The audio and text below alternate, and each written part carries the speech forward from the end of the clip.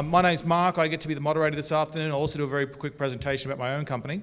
We're going to go on the order as per the program. Those of you who have the program in analog format, as I do, or digitally on various slides.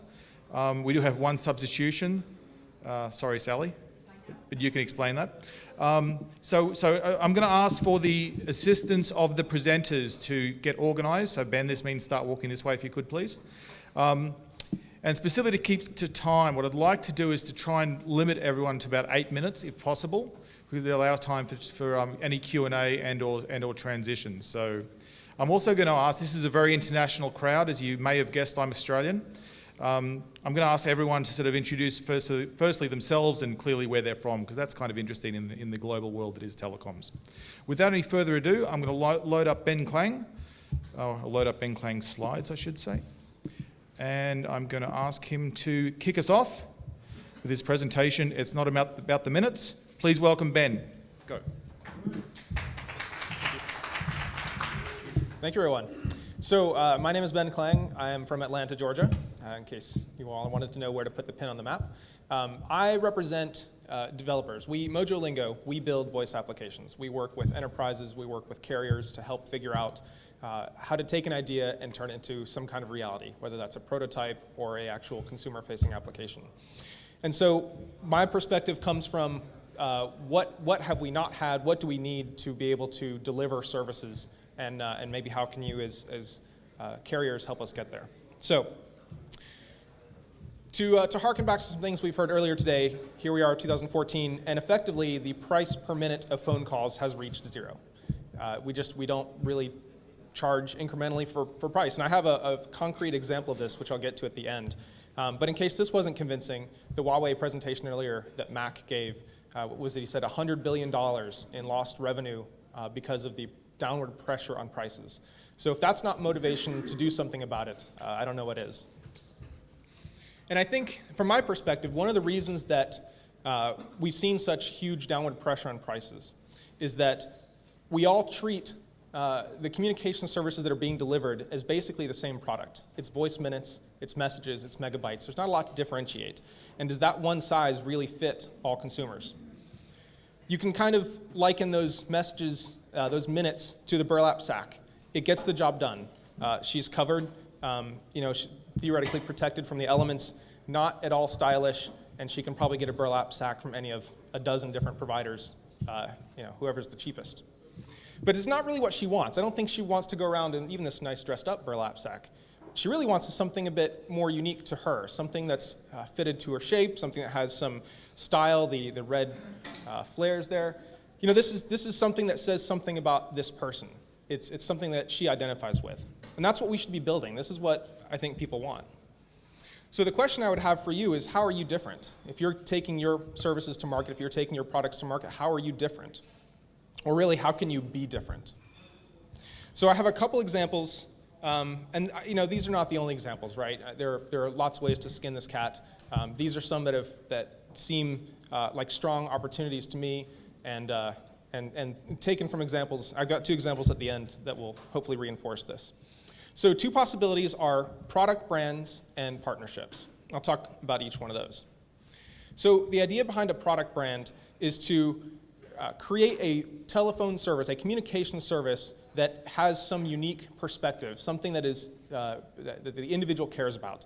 A good friend of mine is really into sports. He has a subscription to an NFL service where he can watch all the games and get all the highlights, and he pays extra for that. And that's an opportunity. That's something that's unique to him. So what if we were to build a mobile phone service for sports fans?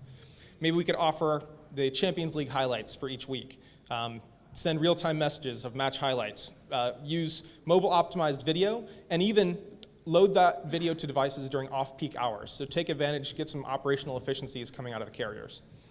And by licensing this, by sharing that revenue both with the sports league and the carrier, now they're paying for something they really want, not just to be able to make a phone call, but for something that's personally important to them. Another idea just in this category is a complete communication service for small business. Maybe you start by going beyond just offering phone lines and give them email and cloud PBX. They don't have to go to a third party to purchase their cloud PBX. Maybe you can give them a plugin for their website, which is running WordPress, that gives WebRTC, so they get that click-to-call that goes through the carrier right away, no third-party services. And the mobile that you're selling them really just becomes an extension. They have one phone number to identify their business, they're reachable across all the different forms of communication, and it comes from you. But the critical thing, I think, for marketing this is that it doesn't have to be under the carrier's brand. You don't have to be AT&T Small Business Telecom. You can have the Small Business Telecom powered by AT&T.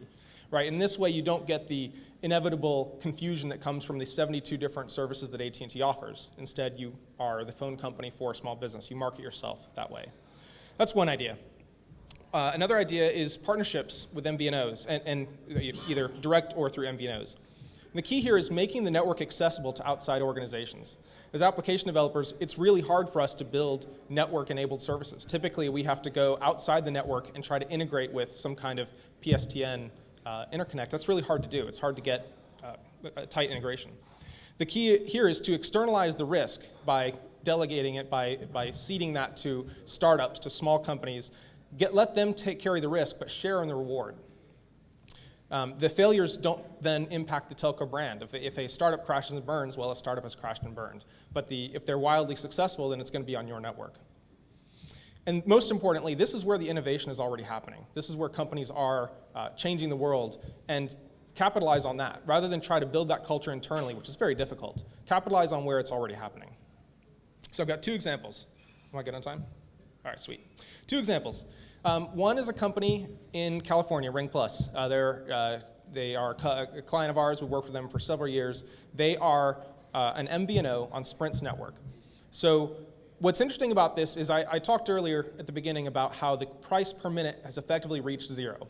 With Ring Plus, not only is the cost per minute zero, the actual cost of the monthly plan is zero. They are literally giving away mobile phone service. And they do that by offering other services. Their primary moneymaker is to put ringback into each phone call. So every time a subscriber makes an outbound call, they hear an ad. It's a captive audience. They're also looking at additional services, in-network applications that they can use to charge for the actual things that their subscribers want, whether it's recording a call or a translation service, whatever it happens to be. Those are valuable services that their consumers are willing to pay for, and it's not by the minute. So I don't know if they're going to be successful or not. I think so. But even if they're not, at least they've shifted the equation. The ground has moved, and they're going in a different direction. And I think it'll be interesting to see where this goes. I think we should all be looking at this as a landmark for where we can look to make additional revenue. One other example I want to bring is Trufone, a sponsor of this event. Someone once explained Trufone to me as mobile phone service for people with complicated lifestyles. And I thought that was a great message, because you get, it's a clear value proposition. There's someone who has a specific problem, the ability to get telephone service in different countries, and they have a very clear solution to that problem. And it's not necessarily about how much they're charging per minute, but enabling those people to communicate wherever they are. I think that's a powerful message. Okay, so to sum it up, find some market to serve. Find someone for whom the burlap sack is not enough, not sufficient. And then find something you can build to suit that consumer. So it's not about the minutes. Do you have any questions? I'd love to hear them. I actually just want to say Ben did an amazing job. It's 7 minutes and 24 seconds. He's ahead of schedule. Any questions for Ben? You want to talk very quickly about what you guys actually do with Mojo Lingo? Sure. So we build voice applications. Our day-to-day is finding some unique problem that for which a solution does not exist, and then working with a company to build a solution to that problem. We've worked with everyone from large tier 1 carriers to small carriers. We've worked with network under-the-floor providers, worked with large enterprises. And what Mojo Lingo does is it's all custom development, custom integration work.